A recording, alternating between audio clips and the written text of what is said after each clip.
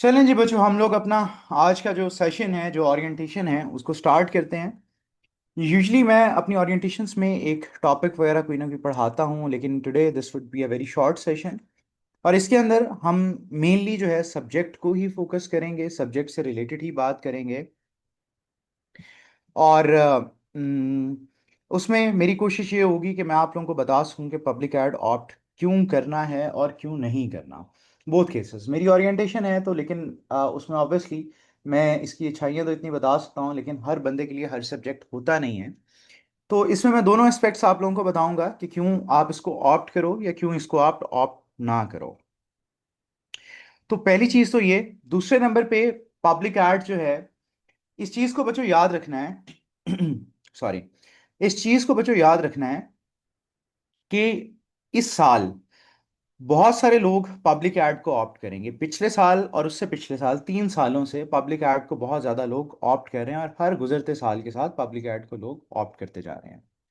उसकी रीज़न क्या है? उसकी रीज़न ये है कि जैसे जैसे एआई स्लॉप आ रहा है, या आप ये देखो कि मार्केट में जो सीएसएस रिलेटेड मार्केट है उसके अंदर मेंटोर्स वगैरह आ रहे हैं।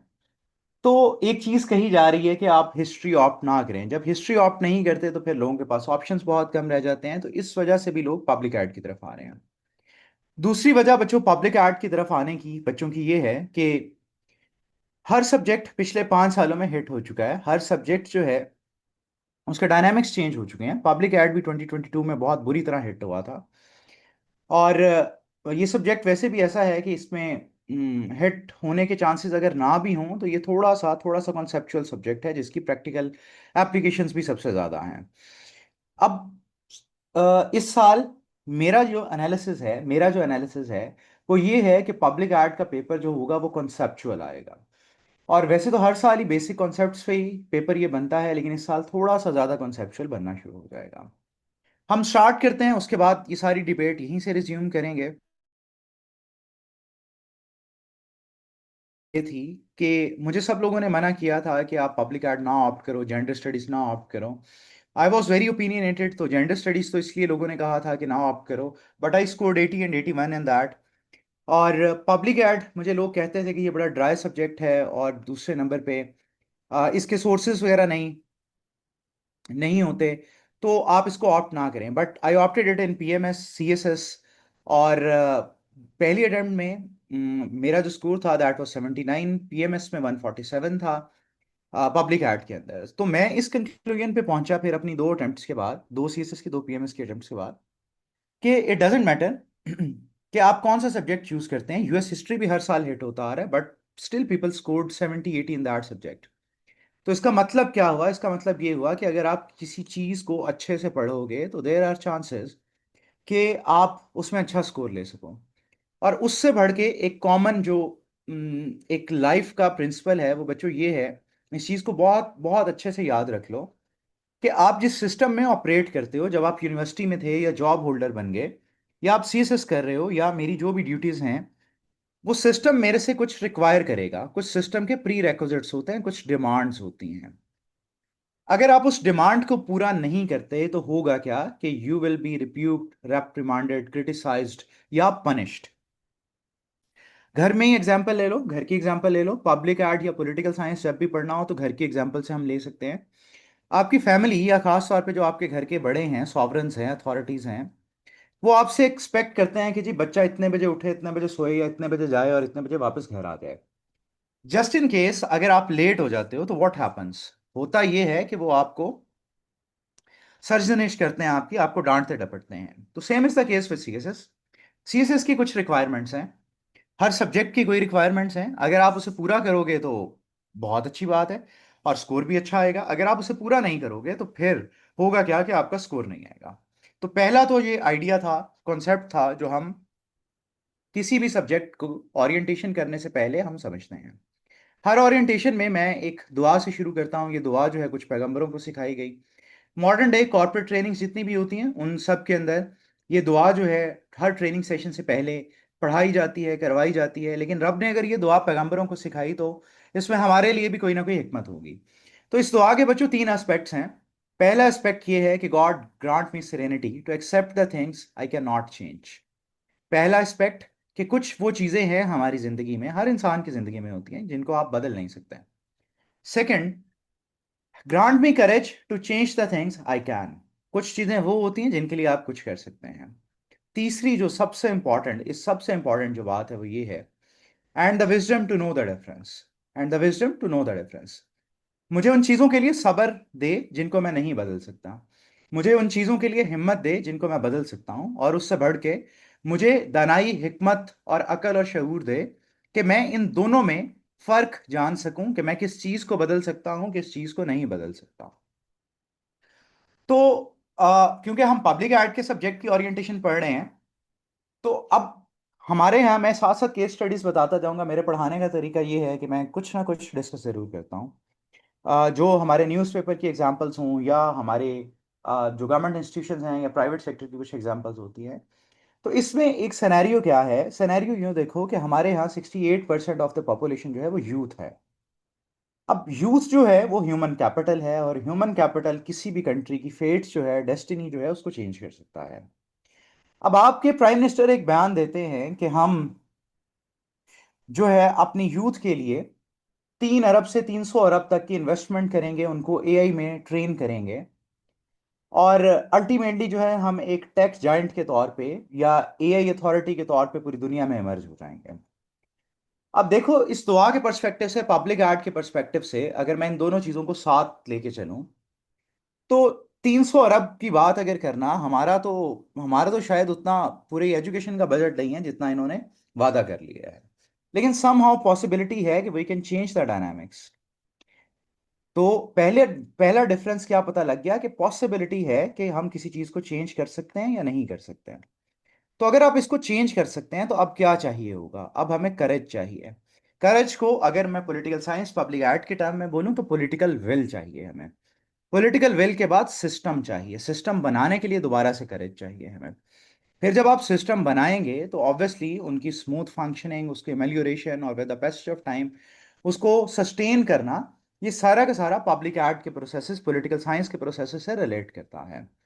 तो इसी तरह अब ये हमने एक चीज एस्टैब्लिश कर ली बच्चों, कि अगर इस मुल्क की तकदीर बदलनी है, या इस मुल्क में जो कुछ हो रहा है उससे हमें बेहतरी की तरफ जाना है, तो ultimately we need courage, and we have enough resources कि हम इस चीज को इम्प्लीमेंट कर सकें। फर्दर ये देखो बच्चों के, थोड़ा सा एक ब्रीफ सा इंट्रोडक्शन मैं अपना दे देता हूँ। This is Mohammad Abdullah. I have masters in political science from prestigious government college university. After that, I have MPhil in public administration from Institute of Administrative Sciences, Punjab University. I have the privilege of holding distinction there. उसके बाद फिर I qualified PMS 2022 and 7 other exams, including ADASF, ADIB, and then I qualified Ministry of Defense 2024 exams. उसके अलावा बच्चों मेरे पास I have nearly 21 national and international certifications in politics, governance and public administration. और आज की जो ओरिएंटेशन है उसकी मेरे मेरे लिए इंपॉर्टेंस बच्चों इसलिए भी है कि last year I started teaching, और यही वो सब्जेक्ट था पहला जिससे मैंने पढ़ाना शुरू किया था। तो इट्स ऑलमोस्ट आ ईयर, 4 दिन बाद 1 साल हो जाएगा मुझे पढ़ाते हुए। तो जब ये वाली मैं प्रेजेंटेशन आज मैं थोड़ा सा इसको एडिट कर रहा था, तो it was bit emotional, but जिसे आप कहते हो कि थोड़ा सा क्रिटिकल भी था। क्योंकि 1 साल में अगर मैं 4 सेशन पब्लिक एड के पढ़ा चुका हूँ, तो इट मीन्स कि मेरी इंटेंसिटी या मेरा जो पढ़ाने का जो तरीका होगा वो बड़ा कैजुअल हो गया होगा। और आज की जो ओरिएंटेशन है इसको फिर मैंने इस तरह डिज़ाइन किया कि अगर मुझे खुद से प्रिपरेशन करनी पड़े एक बार और, सीएसएस के लिए या पीएमएस के लिए, तो मैं खुद कैसे प्रिपेयर करूंगा। तो उसी बेसिस पे जो आज की फाइंडिंग्स होंगी, जो आज की चीज़ें हम डिस्कस करेंगे, वही मैं आप लोगों के साथ शेयर करूंगा। और अगर मैं खुद भी प्रिपेयर करने लगूं, तो मैं भी इसी पैटर्न पे प्रिपेयर करूंगा। अच्छा, अब देखो कि मेरे सामने क्या है, आप लोगों के सामने क्या, आई होप कि आप लोगों को ये स्क्रीन पे शो हो रहा होगा सारा कुछ। हमारे सामने जो है वो 2022 की एनुअल रिपोर्ट है। मैं एक ही बात बच्चों को बार बार कहता हूं कि एग्जामिनर रिपोर्ट जो है वो पीपीएससी हर साल पब्लिश करता है, लेकिन वो कॉन्फिडेंशियल होती है, सिर्फ पार्लियामेंट को और असेंबलीज में वो प्रेजेंट की जाती है। हमारे पास वो रिपोर्ट आती है 2 साल के बाद।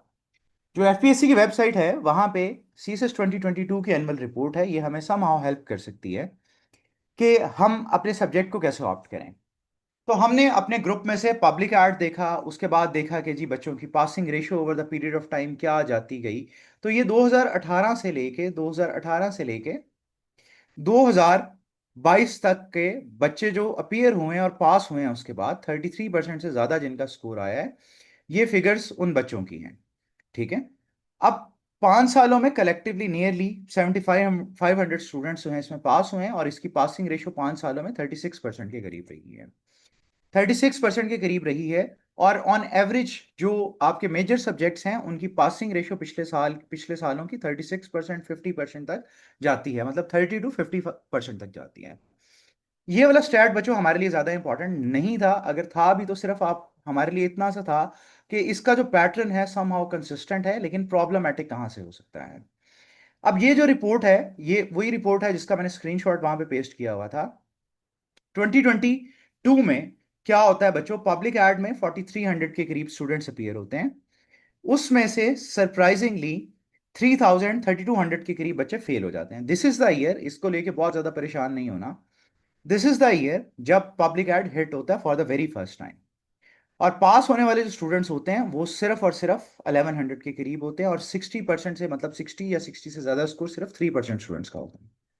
उसके बाद ये परसेंटेज चेंज हो जाती है। अगले 1 साल 2 साल बच्चे इसको ऑप्ट नहीं करते। 2025 2026 में बच्चे इस सब्जेक्ट को ज्यादा ऑप्ट करना शुरू कर देते हैं। तो मेरा जो लास्ट ईयर का एनालिसिस था वो ये था कि नियरली 5000 के करीब बच्चों ने इस सब्जेक्ट को ऑप्ट किया होगा। अब जिस तरह ये स्टैट्स बताते हैं, इस रिपोर्ट के अंदर बच्चों को रीजंस भी बताएंगे, कौन क्यों फेल हुआ, किस तरह के लोग ज्यादा पास होते हैं, क्या परसेंटेज है, किसकी कैसी फैमिली हो तो वो ज्यादा पास करने के उसके चांसेस होते हैं। तो इनिशियल स्टैट तो ये है कि ये सब्जेक्ट 2022 में हिट हो चुका है। 2022 के बाद ये सब्जेक्ट के जो पेपर आ रहे हैं वो बहुत इजी आ रहे हैं एज कंपेयर टू अदर्स। अब जो पिछले 3 सालों के पेपर हैं वो बिल्कुल बेसिक पेपर आ रहे हैं, जबकि बाकी सब्जेक्ट्स जितने भी थे वो चेंज हो चुके हैं, उनका जो पेपर्स के पैटर्न थे वो चेंज हो चुके हैं।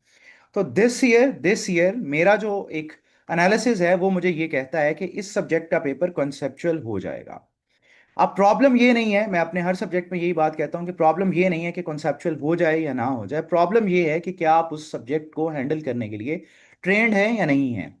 आप अपने आप से सवाल अगर पूछो, ऑलमोस्ट मैं हर बच्चे को यही कहता हूं कि अगर आप अपने आप से सवाल पूछो कि आप किस चीज में अच्छे हो, तो आपका माइंड आपको कुछ जवाब जरूर देगा।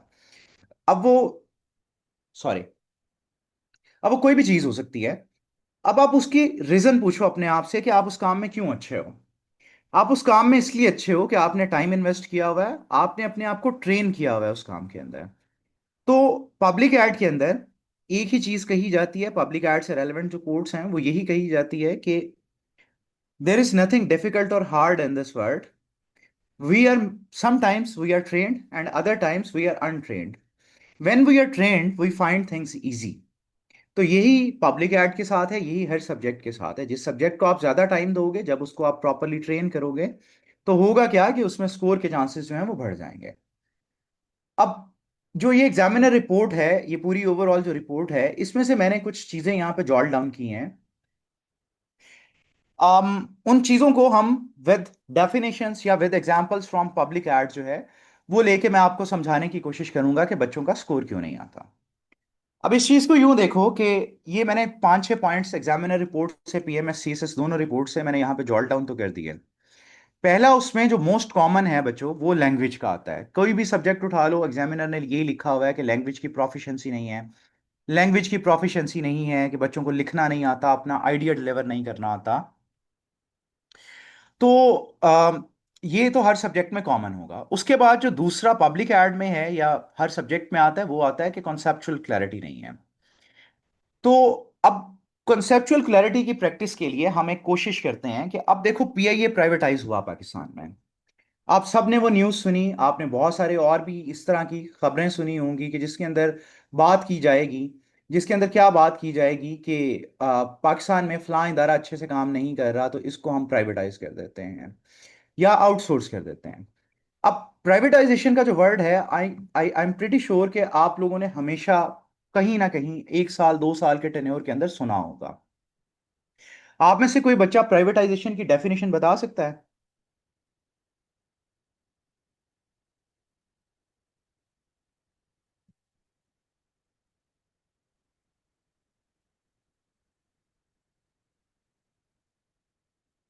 कोई भी बच्चा?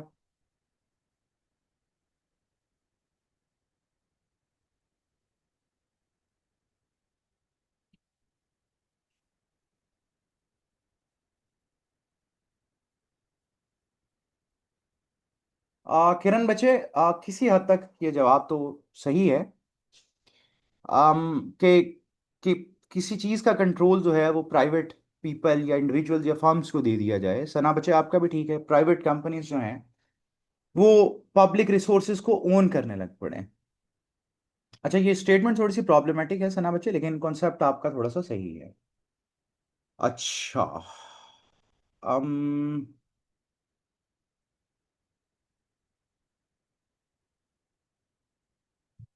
कोई और बच्चा अगर इसमें कंट्रीब्यूट करना चाहे। ओनरशिप ऑफ द गवर्नमेंट बच्चे, नहीं, ओनरशिप ऑफ द गवर्नमेंट किस तरह कोई गवर्नमेंट को ओन कर सकता है?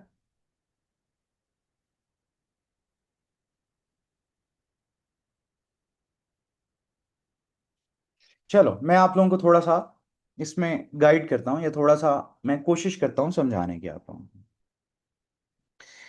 अच्छा बच्चों, कोई भी जो आइडिया होता है ना, प्राइवेटाइजेशन को हम डिफाइन कैसे करेंगे? पहले तो हम इसको सिंपली डिफाइन कर देते हैं कि कोई पब्लिक एसेट था, जिस तरह पीआईए थी, उसकी ओनरशिप ओनरशिप मैनेजमेंट और कंट्रोल। ओनरशिप मैनेजमेंट और कंट्रोल जो है वो आप पब्लिक सेक्टर से शिफ्ट कर दो, ट्रांसफर कर दो टुवर्ड्स द प्राइवेट सेक्टर। पर करें क्यों ये? ताकि उसकी एफिशिएंसी बढ़े, कंपटीशन बढ़े, प्रॉफिटेबिलिटी बढ़े, या service delivery over the period of time बढ़ती जाए। तो ये बच्चों डेफिनेशन है कॉम्प्रिहेंसिव प्राइवेटाइजेशन की। अब इसकी क्लैरिटी के लिए क्या होना चाहिए? क्लैरिटी के लिए मैं कीवर्ड्स कुछ एसोसिएट करूंगा इसके साथ। पहला मैं करूंगा कि प्राइवेट ओनरशिप होनी चाहिए, कि प्राइवेट सेक्टर जो है उसको ओनरशिप हम ट्रांसफर कर दें। दूसरे नंबर पे क्या हो? दूसरे नंबर पे ये हो कि जिस तरह पीआईए थी वो अपने एम्प्लॉयज को या लोगों को उस तरह सर्व नहीं कर रही थी, सर्विस डिलीवरी के प्रॉब्लम्स थे, तो इनकी एफिशिएंसी नहीं थी। एफिशिएंसी जब नहीं थी, ये प्रॉफिट कमाने के बजाय लॉस में थे। तो प्राइवेटाइजेशन इसलिए भी किया जाता है कि एफिशिएंसी बढ़ाई जाए, प्राइवेटाइज और प्रॉफिट की तरफ जाया जाए। फर्दर फिर क्या होता है कि इसके अंदर कोशिश ये होती है कि गवर्नमेंट के ऊपर जो बर्डन है, फिस्कल बर्डन जो है, उसको कम कर दिया जाए।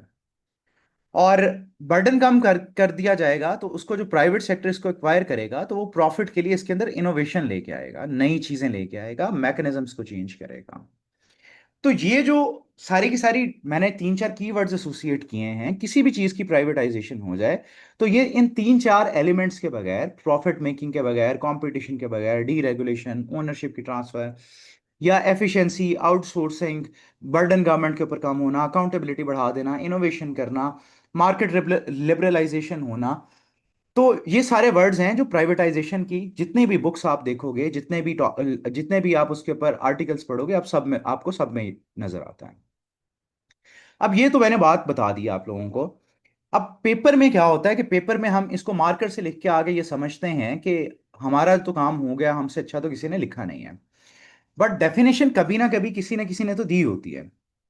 अब आ, जो प्राइवेटाइजेशन है, अगर ये जो आप 3 4 बच्चों ने डेफिनेशन बताई थी, अगर कोई मुझे सोर्स बता सको, कोई बंदे का नाम बता सको कि for the very first time ये कॉन्सेप्ट दिया किसने, या for the very first time इस टर्म को यूज किसने किया, तो वो इसका रेफरेंस कहलाएगा।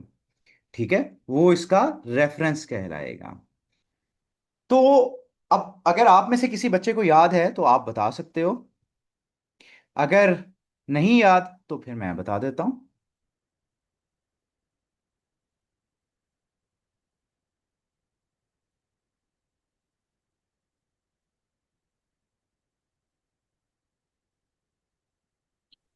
सर, मार्गरेट थैचर के दौर में ये बहुत ज्यादा पॉपुलर हुआ था, but I am not sure कि उन्होंने इसको इंट्रोड्यूस किया था कि नहीं।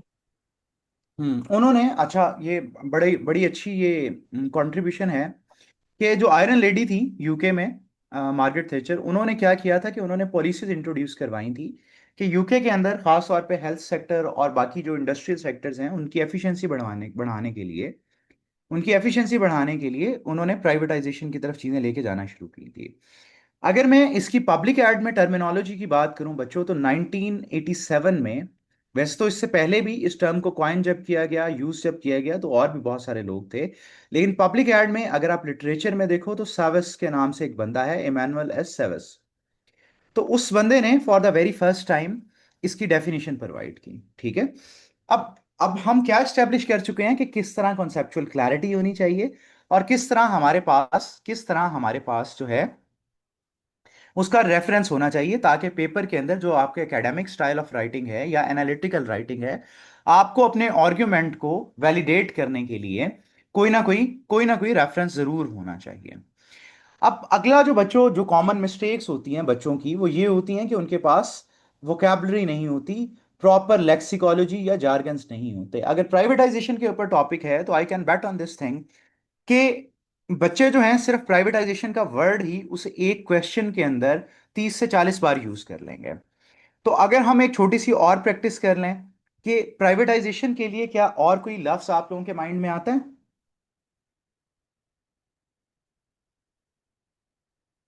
कोई वर्ड जिसको आप यूज कर सको।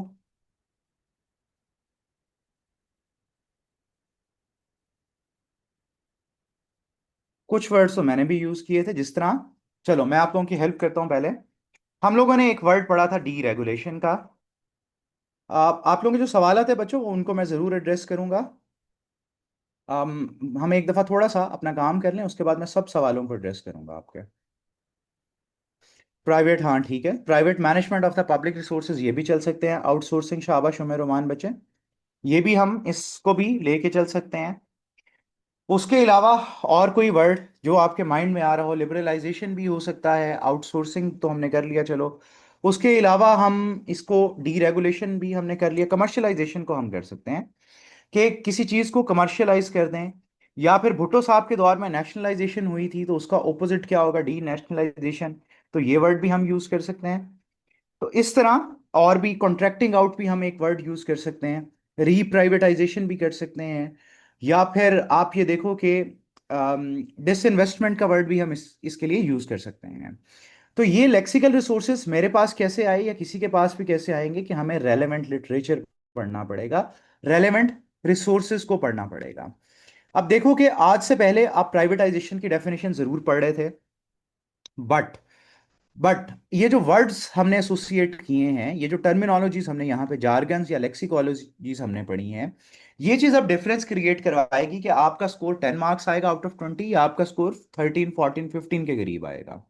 जो बच्चा अपने क्वेश्चंस के अंदर इन वर्ड्स को यूज करेगा, जार्गन्स को यूज करेगा या रेलेवेंट टर्मिनोलॉजीज को यूज करेगा, ऑब्वियसली ऑब्वियसली जब एग्जामिनर उसको देखेगा तो उसका जो स्कोर के चांसेस होंगे वो ज्यादा बढ़ जाएंगे। क्यों बढ़ जाएंगे? क्यों बढ़ जाएंगे, कि इसको यूं देखो कि मैं हमेशा एक ही एग्जांपल देता हूं क्योंकि वो आसान है समझाना। कि आप किसी डॉक्टर के पास जाते हो, आप डॉक्टर के पास जब जाते हो तो डॉक्टर, आप अगर आपको कह दे कि आपको तो बुखार है बस मेडिसिन ले लो, तो आप वापसी पे घर जाते हुए क्या कहोगे, कि भाई साहब ये तो मुझे भी पता थी बात, कि बुखार है, पैनाडॉल वगैरह तो मैं भी ले सकता था। आप दूसरे डॉक्टर के पास जाते हो, डॉक्टर आपको कहता है कि यू हैव पायरेक्सिया, और you will feel like your body is burning and this will continue for the next 2 3 days। तो आप कहेंगे कि डॉक्टर तो बड़ा काबिल था, उसे तो टर्मिनोलॉजीज का भी पता था, और उसने बड़े अच्छे से मेरी बात सुनी। तो सेम इज द केस कि एग्जामिनर ने आपका पेपर जब देखना है तो वो इस बेस पे नहीं देखना कि आपकी कितनी सफरिंग है, कितना पढ़ा है, बल्कि आपने जो वहां पे लिखा हुआ है, जो टर्मिनोलॉजीज आपने यूज की हुई हैं, उसकी बेसिस पे, और और आपकी अंडरस्टैंडिंग और एक्सप्लेनेशन की बेसिस पे चलना है। तो ये तो अब हमने 3 पॉइंट्स क्लियर कर लिए कि कॉन्सेप्चुअल क्लैरिटी कैसे आएगी, चीजों के साथ कीवर्ड्स अटैच करके, रेफरेंस ऐड करके, लेक्सिकोलॉजिकल रिसोर्सेज को ऐड करके, या वोकैब को, सादा लफ्जों में वोकैब को यूज करके। चौथा जो कॉमन मिस्टेक है, बच्चों को थ्योरी का नॉलेज नहीं होता, बच्चों को थ्योरी का पता नहीं होता। प्राइवेटाइजेशन के साथ आप देखो कि ये वो बात है जिसको आप हमेशा से सुनते आ रहे हो, प्राइवेटाइजेशन प्राइवेटाइजेशन। कभी आप लोगों ने ये सोचा हो कि इसके साथ थेरी कौन सी अटैच होती है, पॉलिटिकल साइंस की, पब्लिक एड की, या जनरली भी कौन सी थेरी इसके साथ अटैच होती है? कोई बच्चा बता सकता है कोई थेरी?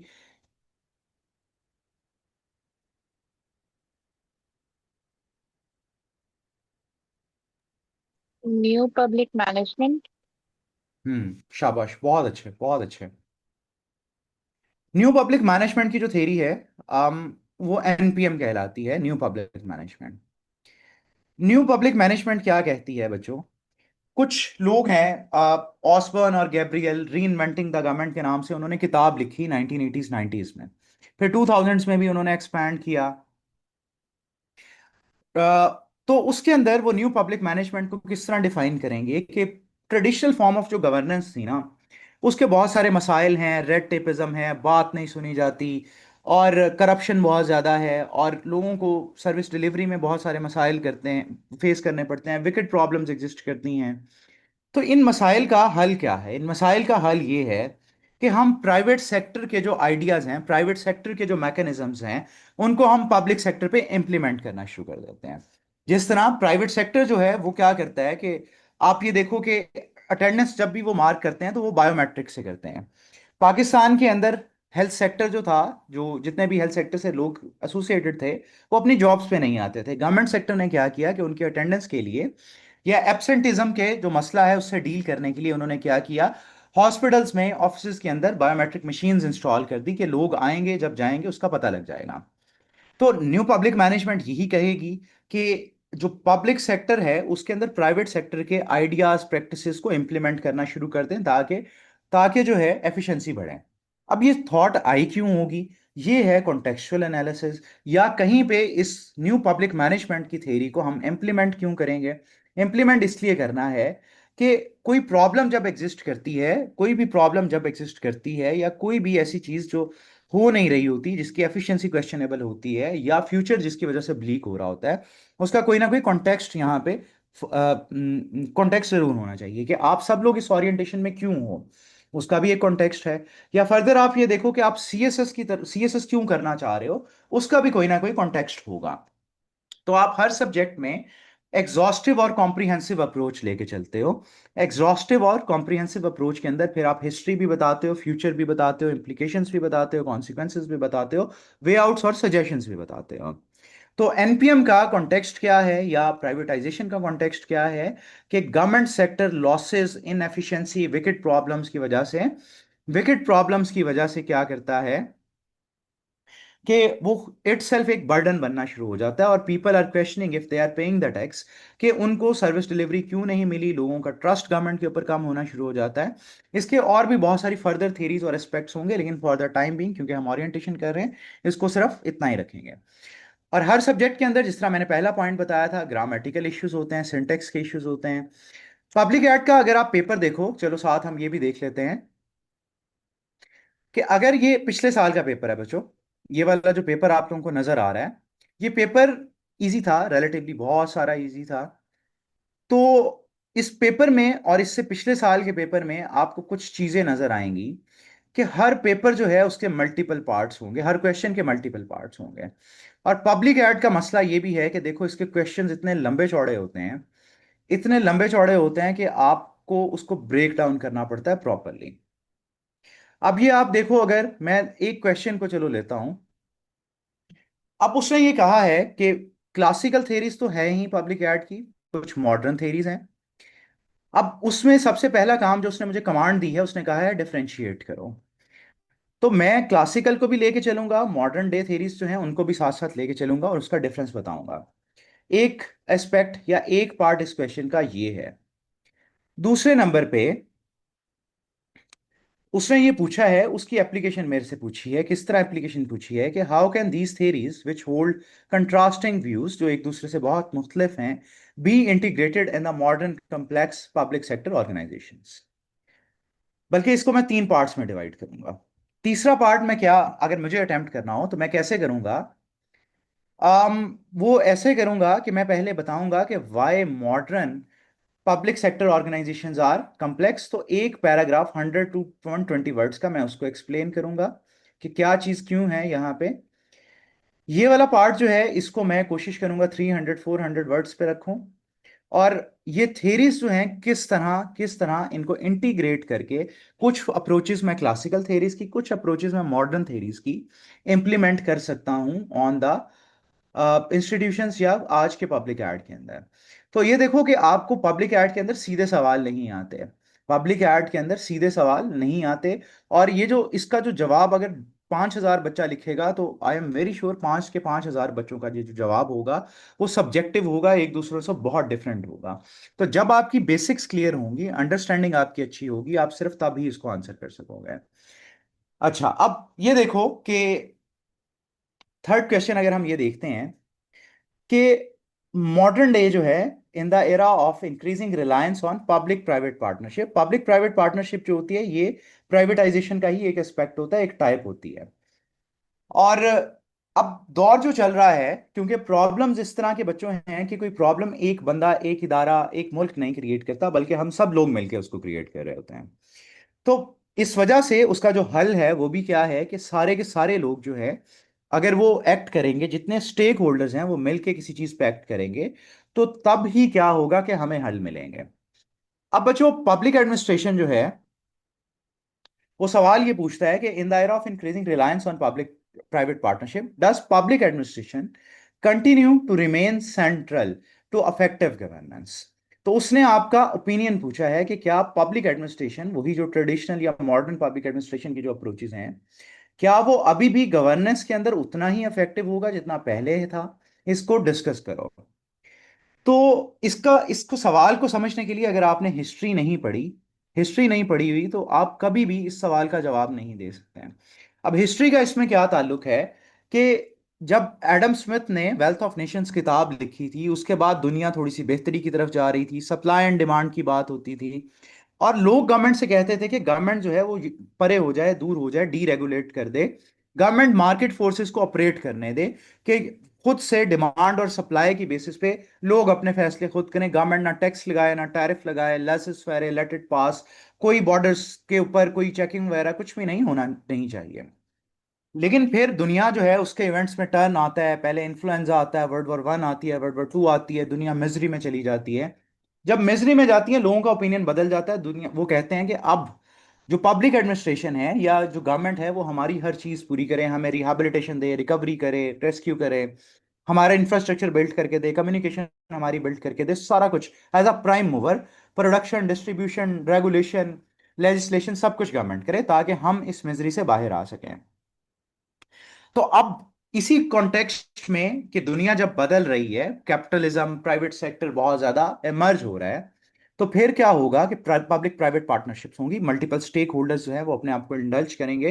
तो इस सिनेरियो में जो पब्लिक मैनेजमेंट है, पब्लिक एडमिनिस्ट्रेशन है, क्या वो सेंट्रल रहेगी या नहीं रहेगी, इसको डिस्कस करो।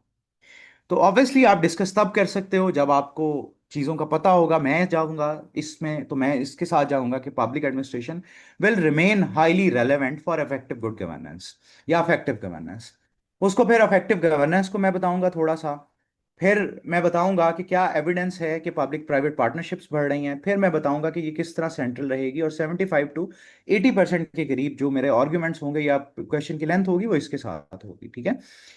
तो इसी तरह देखो बच्चों, मल्टीपल एस्पेक्ट्स हैं, हर क्वेश्चन के अंदर मल्टीपल एस्पेक्ट्स हैं। तो पब्लिक एड में आपको थोड़ा सा थोड़ा सा क्रिटिकल भी होना पड़ता है, एनालिटिकल भी होना पड़ता है। और पब्लिक एड एक ऐसा सब्जेक्ट है जिसको आप, अगर आपकी रीडिंग है तो आप खुद से लिख सकते हो। जिस तरह अगर इस नोट की बात करूं तो ग्लोबलाइजेशन तो किसी भी हर सब्जेक्ट में आप पढ़ते हो। इसकी 8 कॉजेज अगर हम यहाँ पे बैठ के शुरू करें तो शायद 8 से कहीं ज्यादा हम इसकी कॉजेज पे आ जाएं ग्लोबलाइजेशन की। डिजिटल गवर्नेंस, अगर आपने पब्लिक एड पढ़ा है या नहीं पढ़ा, in each and every case आप उसके चैलेंजेस, अगर आपका एनालिटिकल माइंड है, आप न्यूज़पेपर को देखते हो, तो आप उसको मेंशन यहाँ पे, उसकी जो भी चैलेंजेस हैं, 8-10 चैलेंजेस आप जरूर लिख सकते हो, ठीक है। उसके बाद ये सेवरल पार्ट्स वाला मैंने कर दिया। अब एविडेंसेस की बात है कि मैं जो थ्योरी बता रहा हूँ, मैं जो बात कर रहा हूँ, क्या उसकी कोई एविडेंस मेरे पास है या नहीं है। पीआईए का जिस तरह हमने एविडेंस किया, या पब्लिक प्राइवेट पार्टनरशिप में जिस तरह मैं यहाँ पे बता रहा हूँ, कि मैं पहले बताऊंगा कि पब्लिक प्राइवेट पार्टनरशिप्स किस तरह हो रही है, जिस तरह हेल्थ सेक्टर की मैंने बात की पहले भी, अभी भी करूंगा, कि उसमें विंग्स बनाए जा रहे हैं, फॉरेन टेक्नोलॉजी को इंट्रोड्यूस करवाया जा रहा है, और फर्दर आप ये देखो कि उसको प्राइवेटाइज भी किया जा रहा है। या उसके अलावा आप ये देख लो कि इसको एविडेंस में आप अपने डॉन से बहुत सारी चीजें लेके आ सकते हो, डिजिटल विजन के बारे में बात कर सकते हो, किसी रिपोर्ट का रेफरेंस दे सकते हो। तो इस तरह एविडेंसेस का होना पब्लिक एड के अंदर बहुत जरूरी है। तो ये वो बच्चों एरियाज हैं जिनको अगर हम तवज्जो नहीं देते सवालात के अंदर, जवाबात के अंदर, तो फिर क्या होता है, हमारा स्कोर नहीं आता, हमारा स्कोर नहीं आता। और मैं ये मानता हूँ हर सब्जेक्ट को लेके, ऐसे हो या कोई भी चीज़ हो, मैं उसमें एक चीज़ को बड़ा स्ट्रांगली बिलीव करता हूँ कि अगर आप किसी चीज़ पे 20 पेजेस पढ़ेंगे तो 5-6 पेजेस आप लिख सकोगे, 5 या 6 पेजेस आप लिख सकोगे। लेकिन अगर आप किसी चीज़ पे पढ़ोगे ही 5-6 पेजेस, अगर आप किसी चीज़ को अगर आप किसी चीज़ को पढ़ोगे ही 5 से 6 पेजेस, तो होगा क्या कि आप उसको 2 पेजेस 3 पेजेस के बाद आप उसके लिखने के लिए आपको मुश्किल होगी। ठीक है। तो ये है क्रक्स मेरा और इस रिपोर्ट का जो मैंने अपने इस जर्नी से सीखा था। अब आगे चलते हैं कि सिलेबस का एनालिसिस थोड़ा सा कर लेते हैं, थोड़ा सा सिलेबस को देख लेते हैं। तो हमारा जो सिलेबस है, अगर ये देखो, जो मेरे लेक्चर्स होते हैं बच्चों, वो भी जो ज्यादातर लेक्चर्स हैं वो इसके 2 सेक्शंस के इर्द गिर्द ओरिएंट करेंगे। जिस तरह देखो कि ये पहले नंबर पे ये सारी थेरीज हैं, ये वाली ऑलमोस्ट हायरार्कीज और थेरीज हैं, ये वाली दोनों। उसके बाद सारा लिटरेचर आ जाता है। तो अगर आप इन 2 सेक्शंस को पब्लिक ऐड के कर लेते हो अच्छे से, तो एक चीज कंफर्म हो जाती है कि आप पब्लिक ऐड के पेपर में आप किसी सूरत भी मार नहीं खा सकते, अगर आप सिर्फ इन 2 सेक्शंस को ही कर लेते हो। और इसको मैं थोड़ा सा अगर और एक्सप्लेन करूं या बताऊं, तो इसमें से 2 के करीब क्वेश्चंस लाजमी आने होते हैं, इसमें से 1 या 2 क्वेश्चंस लाजमी आने होते हैं। आपने 4 क्वेश्चन सिर्फ अटेम्प्ट करने होते हैं। एक क्वेश्चन हर साल इसमें से आता है, एक क्वेश्चन बजट के ऊपर, फिस्कल बजट के ऊपर लाजमी आता है। तो अगर आप सिर्फ पहले 4 सेक्शन ही तैयार कर लेते हो, तो 4 क्वेश्चन अटेम्प्ट करना आपके लिए बहुत आसान हो जाता है। फर्दर एचआर के प्रॉब्लम्स के ऊपर हर साल एक इसमें से आता है। ये पार्ट एडमिनिस्ट्रेटिव लॉ वाला जो पार्ट है, इसमें से बहुत रेयर काम आता है। इस वाले पार्ट को भी हम स्किप कर देते हैं। सिविल सर्विस की रिफॉर्म, ये भी ऑन एंड ऑफ पूछा जाता है, लेकिन ये वाला जो डिसेंट्रलाइजेशन वाला पार्ट है, इसमें से एक क्वेश्चन जरूर आएगा। तो इस तरह आप, ये मुझे कैसे पता है, ये मैं आप लोगों के साथ शेयर भी करता हूँ कि ये मुझे कैसे पता है। अम आप लोगों को एक्सेल की फाइल शो हो रही है? प्लीज बच्चों कंफर्म करना।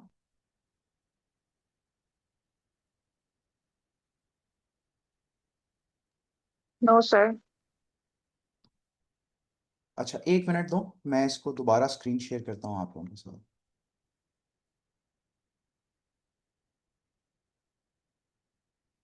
अच्छा, आई होप कि अब आप लोगों को ये विजिबल होगी स्क्रीन। अब सिलेबस में बच्चों ये देखो कि आपके सेक्शंस होते हैं कुछ 1 2 3 4 5, जिस तरह मैं आपको दिखा रहा था। ये मैंने 26 से 2016 से मैंने 2025 के पेपर्स जो है वो जॉट डाउन किए हुए थे अपने प्रीवियस सेशंस के लिए। अब मुझे ये पता लग रहा है कि सेक्शन 1 में से हर साल 2 से 3 सवाल आ रहे हैं, हर साल आ रहे हैं। मैं इस सेक्शन को कभी स्किप नहीं कर सकता, मुझे ये सेक्शन हर हाल में करना है। सेक्शन 2 जो है, उसकी फ्रीक्वेंसी जो है वो कोई बहुत ज्यादा नहीं है, तो मैं उसको भी स्किप कर सकता हूँ, लेकिन इसमें से क्वेश्चन आएगा। क्वेश्चन 3 जो पॉलिसी का था, उससे हर साल सवाल आता है, ऑलमोस्ट हर साल सवाल आता है, इसको मुझे करना है। क्वेश्चन 4 बजट वाला है, बजट वाला जो है वो उसको भी मुझे करना है। सेक्शन 5 और 6 को मैं स्किप कर दूंगा क्योंकि उसकी भी फ्रीक्वेंसी कोई ज्यादा नहीं आ रही। फिर जो स्किल्स हैं, या सेक्शन 7 वाला जो पार्ट था और 8 वाला पार्ट था, उसकी रेपिटेशन है। तो मैं जब प्रिपेयर करना शुरू करूंगा किसी भी सब्जेक्ट को, तो मेरी स्ट्रेटेजी बच्चों यही होगी कि मैं देखूंगा कि किस सेक्शन की फ्रीक्वेंसी ज्यादा है, किस सेक्शन की बेस पे मैं अपने लिए चीजों को आसान कर सकता हूं। तो यूजुअली ये मैं खुद ही बनाता हूं, लेकिन मैं हर सेशन में बच्चों को ये कहता हूं, हर स्टार्ट वाली क्लासेस में कि कि आप लोग अपने हाथ से एनालिसिस करो, ये वाला बेशक लिख के कर लो इसको, आधा पौना घंटा लगेगा, लेकिन आपको एक चीज का फायदा होगा वो ये होगा कि आपको आपको ये पता लग जाएगा कि पेपर में क्वेश्चंस कैसे आते हैं, कहाँ से आते हैं, क्या नेचर है उसकी, क्या नेचर नहीं है। आप सेशन ज्वाइन करो मेरा या ना करो, इट डजेंट मैटर, लेकिन ये चीज जरूर मैटर करती है कि आप को पेपर से या पेपर से रिलेटेड क्वेश्चंस की फेमिलियरिटी जरूर होनी चाहिए। जब ये पता होगा, तो मैंने शुरू में एक बात कही थी कि हर चीज का एक प्री रेक्विजिट होता है। आपको स्कोप पता लगेगा आपको स्कोप पता लगेगा कि पब्लिक एड में कितना पढ़ना है, कितना नहीं पढ़ना। तो पहले दो तीन जो सेक्शंस हैं बच्चों वो थ्योरी बेस्ड हैं, बाकी जो सेक्शंस हैं वो एप्लीकेशन बेस्ड है।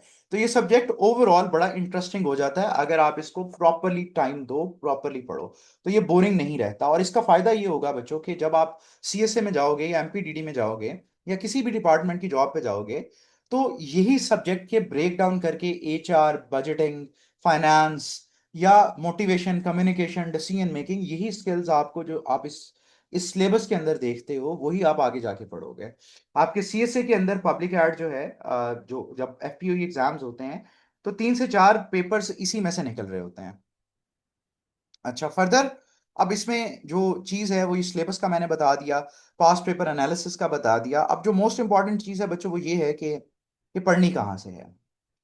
अगर आप सेशन नहीं भी ज्वाइन करते तो मेरे नोट्स जो हैं वो इन सब के एमलगमेशन तो है, बट जो मैंने सोर्स प्राइमरी यूज किया था, हर सब्जेक्ट के लिए आप दो सोर्सेज को यूज करते हो बच्चों। एक होता है आपकी बेस टेक्स्ट बुक और दूसरी होती है उसकी एक्सटेंशन या जो आपके जिसके अंदर से आपको एविडेंसेस मिले। मैंने वर्चुअल यूनिवर्सिटी के जो नोट्स हैं, डॉक्टर सीमी है जो सीएसएम में भी पढ़ाती रही हैं, वर्चुअल यूनिवर्सिटी में भी पढ़ाती रही हैं, तो उनके नोट्स हैं बड़े सिंपल से 130-140 पेजेस के। वो पब्लिक एडमिनिस्ट्रेशन की क्लैरिटी आपको देंगे। तो MGT 111 virtual university notes PDF आप लिखोगे तो आप कहीं से भी ये नोट्स डाउनलोड कर सकते हो। दूसरे नंबर पे मार्केट में एक किताब है डॉक्टर सुल्तान खान की, पब्लिक एडमिनिस्ट्रेशन। ये वर्ल्ड टाइम्स वाले भी पब्लिश करते हैं और भी बहुत सारे करते हैं। मैंने इस बुक को कंसल्ट नहीं किया था, लेकिन मैं इसलिए कहता हूँ कि बच्चे जो है बहुत सारे बच्चे इससे पढ़ रहे होते हैं। लेकिन ये सोर्स सबसे इफेक्टिव सोर्स है क्योंकि आप सीएसए में जाके भी इसको पढ़ोगे। अच्छा, अगली बात ये है कि पब्लिक एड का मसला बच्चों ये है कि इसके अलावा किसी एक बुक में आपको पूरा सिलेबस कवर्ड नहीं मिलेगा। किसी भी एक बुक में आपको सिलेबस कवर्ड नहीं मिलेगा। आपको मल्टीपल बुक्स, मल्टीपल सोर्सेज को कंसल्ट करना पड़ेगा। मेरे नोट्स के अंदर इन सारी बुक्स से चीज़ें जॉट डाउन की हुई हैं, तो उसमें भी जरूरत तो नहीं पड़ेगी। अगर कभी पड़ती है तो मैं नोट्स वगैरह खुद ही शेयर कर देता हूँ। अगला है जो आपकी जो आपका जिसे कहते हैं कि आपका जो रिकमेंडेड बुक्स हैं उसके अंदर से ये hand book of public administration जो है, ये मेंशन्ड बुक है। इसको ये बड़ी मोटी चौड़ी सी किताब है, अगर इसमें हिम्मत हो तो पढ़ लीजिएगा, वरना ये स्किप कर दीजिएगा। फर्दर ये बुक जो है ये मैं सबको रिकमेंड करता हूँ पढ़ना, खुद मैं 2 दफ़ा ये बुक पढ़ चुका हूँ। तो ये जो बुक है public administration in south Asia, ये इंडिया, पाकिस्तान और बांग्लादेश की केस स्टडीज हैं, हमारी हिस्ट्री है सारी की सारी। जो हमारे गवर्नेंस के इशू आ रहे हैं, सर्विस डिलीवरी के इशू आ रहे हैं, उन सबको इन्होंने हाईलाइट करके उसके हल बताए हुए हैं। अब जब ये आप ये वाली बुक और ये वाली बुक जब आप पढ़ लेंगे तो आप क्या करोगे कि international journal of public administration exist करता है, वहां पे आप टॉपिक्स को सर्च करते हो तो फिर आपको एविडेंसेस मिलते हैं। आप यहां से भी सर्च कर सकते हो, न्यूज़पेपर को भी सर्च कर सकते हो। तो इस तरह आप फिर अपना जो नोट्स हैं उनको डेवलप कर सकते हो। तो ये बच्चों था हमारा जो ओरिएंटेशन थी उसका क्रक्स था। अब मैं आप लोगों के जो भी सवाल हैं उसको हम ले लेते हैं, और जो पहले आप लोगों ने सवाल किए हुए हैं उनको मैं आंसर कर देता हूँ। तो आई होप कि आप लोगों को ये समझ आई होगी कि इस सब्जेक्ट को लेके कैसे चलना है, कहाँ से पढ़ना है। जीपीटी के ऊपर इसके सोर्सेस ये मेंशन जरूर कर देता है, लेकिन जीपीटी जो है आपकी राइटिंग जो है या आपका जो राइटिंग स्टाइल होता है उसको तबाह कर देता है। तो ये बच्चों हमारी ओरिएंटेशन थी मेनली। अब आप लोगों के जो सवाल हैं वो पूछो, तब तक जो पहले सवाल पूछे हुए हैं उनको मैं एड्रेस कर देता हूँ।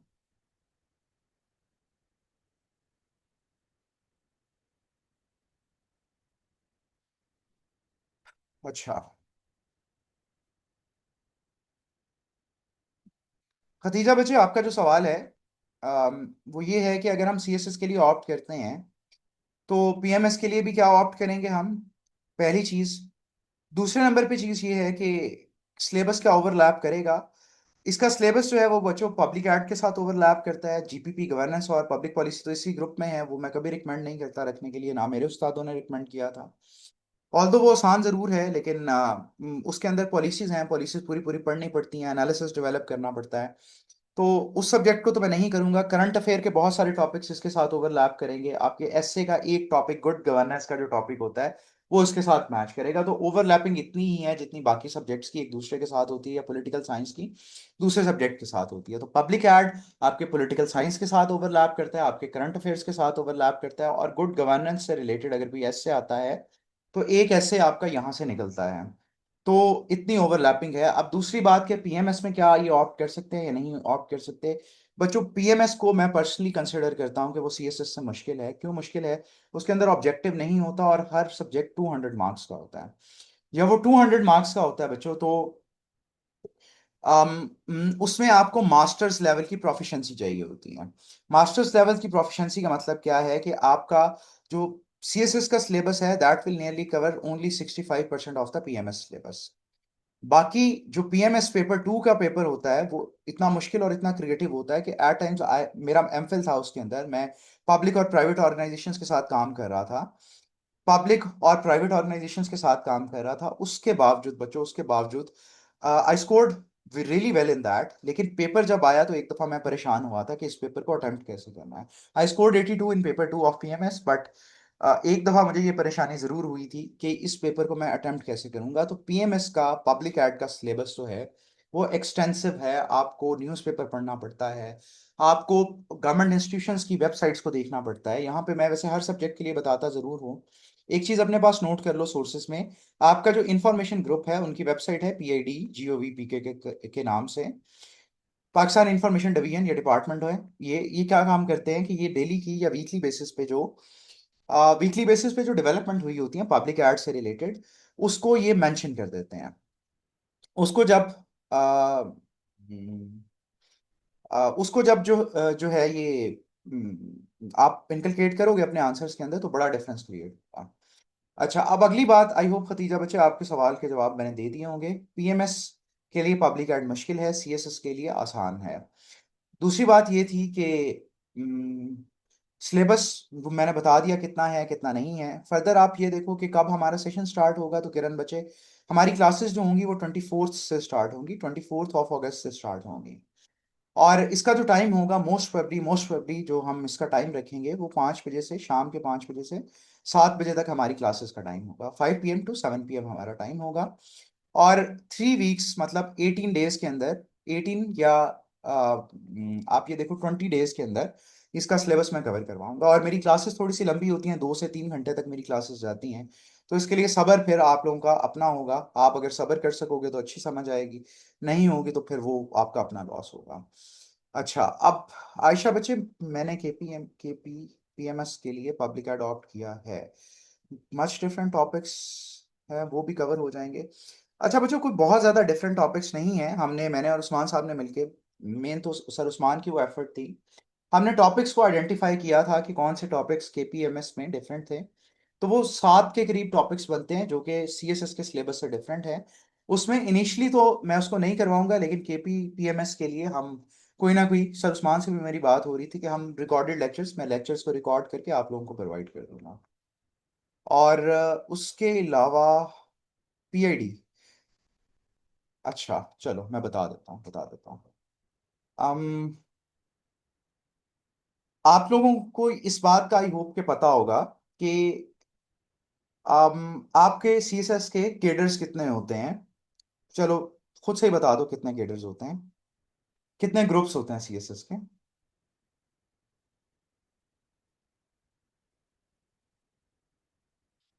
शाबाश। अब देखो कि इनमें एक ग्रुप होता है इंफॉर्मेशन ग्रुप। ठीक है, इंफॉर्मेशन ग्रुप आपकी ब्रॉडकास्टिंग के साथ, सारी डिटेल्स के साथ, कम्युनिकेशन कोऑर्डिनेशन के साथ डील कर रहा होता है। इंफॉर्मेशन ग्रुप अब क्या करता है, ministry of information and broadcasting, government of Pakistan क्या करती है, इनकी एक वेबसाइट है पीआईडी के नाम से, PID GOV.PK। PID GOV.PK, press information department इसको बोला जाता है। इनकी वेबसाइट पे जब आप जाओगे वहां पे प्रेस रिलीज का ऑप्शन होगा, प्रेस रिलीज का ऑप्शन होगा। आप साथ साथ बल्कि एक काम करो, आप सबके पास मोबाइल जरूर होंगे, तो मोबाइल्स पे PID GOV.PK ओपन करो। इस वेबसाइट को ओपन करने के बाद आप क्या करो कि इसकी प्रेस रिलीज पे जाओ। प्रेस रिलीज पे जाओ और प्रेस रिलीज पे जाने के बाद आप आज की जो प्रेस रिलीजेस आई हैं उनको देखो। अगर आप उनको देखोगे तो आपको बहुत सारी न्यूज़ जो हमसे रिलेटेड होंगी, आप लोगों की प्रिपरेशन से रिलेटेड होंगी, वो आप लोगों के सामने आई होंगी। जिस तरह फाइनेंस मिनिस्टर जो है उसने पहली मीटिंग जो है किसकी, national private equity policy framework की जो मीटिंग है उसको उसने चेयर किया है। तो इसकी थोड़ी सी डिटेल अगर आप पढ़ोगे या जीपीटी से कहोगे 2 लाइनर मुझे इसकी डिटेल दे दो, तो वो आप प्राइवेटाइजेशन में यूज कर सकते हो। इसी तरह फूड क्वालिटी से लेके रिलेटेड, फूड सिक्योरिटी से रिलेटेड, ऑम्बर्ट्समैन से रिलेटेड बहुत सारी इसके अंदर चीज़ें आई हुई हैं। तो आप लोगों ने काम ये करना होता है कि बच्चों वीकेंड के ऊपर इसकी वेबसाइट ओपन करनी है और प्रेस रिलीजेस को सिर्फ स्क्रॉल करते जाना है। जो एरियाज आपको लगेगा सीएसएस में जिनके ऊपर आप काम कर रहे हो, उससे रिलेटेड कोई भी न्यूज़ जो है उसको जीपीटी को दे के 2 लाइंस जो हैं उससे निकलवा लेनी है, ठीक है। अब जिस तरह एग्रीकल्चर के ऊपर कोई सवाल आता है, तो आज की जो न्यूज़ थी, इसकी प्रेस रिलीज थी, वो क्या थी कि पाकिस्तान के एम्बेसडर ने इथोपिया के एम्बेसडर के साथ जो है एक एमओयू साइन करने की कोशिश की है, और उन्होंने ये कहा है कि पाकिस्तान और इथोपिया के अंदर, दोनों के अंदर, जो अनटैप्ड पोटेंशियल ऑफ एग्रीकल्चर है नेशनल फूड सिक्योरिटी के लिए, उसके ऊपर रिसर्च शुरू करके बियॉन्ड द बॉर्डर्स हम अपने एग्रीकल्चरल होराइजन्स को एक्सपैंड करेंगे। तो ये बात आप कहीं ना कहीं मेंशन भी कर सकते हो। और अच्छा, उसके बाद बचे पीएमएस का, मैं श्योर नहीं हूं कि इस बार मैं पीएमएस के लेक्चर्स प्रोवाइड करूंगा या नहीं करूंगा, लेकिन सर उस्मान से मेरी बात ये हुई थी कि अगर हम सीएसएस का ये वाला सेशन, अगर मुझे बच्चे अच्छे मिलते हैं, क्योंकि एक उस्ताद तभी एफर्ट करता है जब बच्चे एफर्ट कर रहे होते हैं, और बच्चों की एफर्ट क्या होती है कि वो क्लास पे अटेंटिवली काम कर रहे हैं, वो साथ के साथ अपना काम कवर कर रहे हैं। तो अगर मुझे बच्चे अच्छे मिलेंगे तो सेशन में, हम सेशन के अंदर ही क्या करेंगे कि पीएमएस के बहुत सारे टॉपिक्स, खास तौर पे जो पास पेपर के क्वेश्चंस होंगे उनको मैं करवा दूंगा। लेकिन ये भी कमिटमेंट फाइनलाइज नहीं है, ये तभी होगी जब ऑब्वियसली कि नंबर ऑफ स्टूडेंट्स और उनका जो एप्टीट्यूड होगा उस पर बात जारी होगी। उसमें मैं आपको बता देता हूँ मैं जिस वजह से ये बात कह रहा हूँ कि लास्ट ईयर मेरे पास 80 स्टूडेंट्स भी थे एक सेशन में, 110 स्टूडेंट्स भी थे एक सेशन के अंदर। और उन बच्चों की अच्छी बात ये थी कि वो मुझे सारा दिन सांस नहीं लेने देते थे। क्यों नहीं लेने देते थे? कि उनके सवालात, उनका अपना काम वो चेक करने का भी कहते थे, बहुत सारी और भी चीज़ें होती थी। तो फिर उन बच्चों को मैंने पीएमएस के सेशन के अंदर, लास्ट ईयर मैंने पीएमएस का सेशन किया था, उनको मैंने फ्री ऑफ कॉस्ट ऐड कर दिया हुआ था। तो अगर इस बार बच्चे थोड़े से एक्टिव होंगे तो हम इसको प्रोलॉन्ग जरूर कर सकेंगे। पास्ट पेपर के फिर उनको क्वेश्चंस जो हैं, उनके आंसर्स जो हैं, वो मैं एक प्रॉपर, जिसे आप कहते हो कि वर्ड के डॉक्यूमेंट के अंदर सॉल्व करके उनसे डिस्कस कर लूंगा उसको मैं, ठीक है। तो अभी के लिए सिर्फ मैं इतनी कमिटमेंट कर सकता हूँ, पीएमएस के लिए मैं अभी नहीं आपको बता सकता कि सेशन होगा या नहीं होगा, लेकिन रिकॉर्डेड लेक्चर्स जो हैं ऑब्वियसली उसकी बात हम जरूर कर लेंगे। क्रिमिनोलॉजी का बच्चों अगला सेशन जो होगा वो हमारा स्टार्ट होगा मोस्ट प्रोबेबली 10th ऑफ सितंबर। 10th ऑफ सितंबर। कुछ मेरी अपनी बिजी रूटीन चल रही है, तो मुझे टाइम नहीं लग रहा उस तरह मैं पढ़ा सकूं प्रॉपरली। तो क्योंकि हमसे ज़्यादा आप लोगों का ये वक्त कीमती होता है, तो अगर मैं पढ़ा ही ना सकूं तो फिर मेरी क्रेडिबिलिटी क्या उसमें रह जाती है। और किस बच्चे को पब्लिक अडॉप्ट नहीं करना चाहिए, किस बच्चे को पब्लिक अडॉप्ट नहीं करना चाहिए, ये भी मैं बताता हूँ, रुको। अच्छा, पब्लिक एडमिनिस्ट्रेशन में बच्चों अगर आप बेसिक्स कवर कर लो तो 60 के करीब मार्क्स आ जाते हैं। In both attempts I scored 79 और 81। इसमें भी मेरा था, पीएमएस में एक अटेम्प्ट में 147 स्कोर था और एक अटेम्प्ट में 130 स्कोर था मेरा। क्योंकि पहली बार मैंने इसको कोई खास पढ़ के पीएमएस को नहीं दिया था, दूसरी बार फिर मेरा 147 था इसमें पीएमएस में। तो मैं अगर अपने पर्सपेक्टिव से देखूं या अगर इसको ओवरऑल देखें, तो पब्लिक एड जो है वो एवरेज मार्क्स बाकी सब्जेक्ट्स में जितने आते हैं उसमें इतने भी आ जाते हैं, ठीक है। और फर्दर अगर आप इस चीज को देखो कि किसको ऑप्ट नहीं करना चाहिए, ये इंपॉर्टेंट सवाल है बच्चों। अगर आप न्यूज़पेपर नहीं पढ़ सकते, या आपका स्टेट के अफेयर्स के अंदर बहुत ज्यादा इंटरेस्ट नहीं है, या अगर आपको लगता है कि स्टेट की जो हेरारकीज हैं कि कम्युनिकेशन कैसे होती है, काउंसिल ऑफ कॉमन इंटरेस्ट क्या है, कितने लोग हैं उसके अंदर, या मुशर्रफ का लोकल गवर्नमेंट प्लान क्या था, अगर आपको ये चीज़ें बोरिंग लगती हैं, तो ऑब्वियसली आपको ये सब्जेक्ट ऑप्ट नहीं करना चाहिए। और अगर आपके पास एविडेंसेस नहीं है, इसकी थेरीज तो बहुत आसान है, हर सब्जेक्ट के बच्चे को पढ़ लेनी चाहिए उसकी थेरीज। थेरीज मुश्किल नहीं है। जो थेरीज के बाद वाला पार्ट आता है, ये देखो मैं दिखा देता हूँ।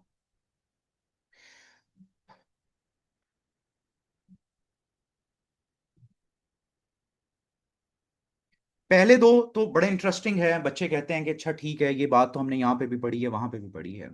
फिर पब्लिक पॉलिसी की बात आती है, ये एक प्रोसेस है, ये बोरिंग प्रोसेस हो सकता है।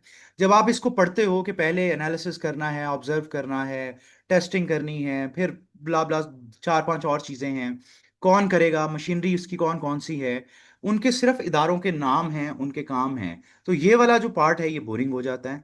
बजटिंग मुश्किल नहीं है, आपने सारी उम्र इकोनॉमी पढ़ी नहीं होती तो बच्चों को लगता है बजटिंग मुश्किल है। तो अगर आप नए आइडियाज को इजीली ग्रास्प नहीं कर सकते या नए आइडियाज को रिटेन नहीं कर सकते और आपको लगता है कि ये मुश्किल काम है, तो फिर पब्लिक एड को ऑप्ट ना करो, क्योंकि इसकी थ्योरी जितनी इंपॉर्टेंट है, प्रैक्टिस उससे ज़्यादा इंपॉर्टेंट है।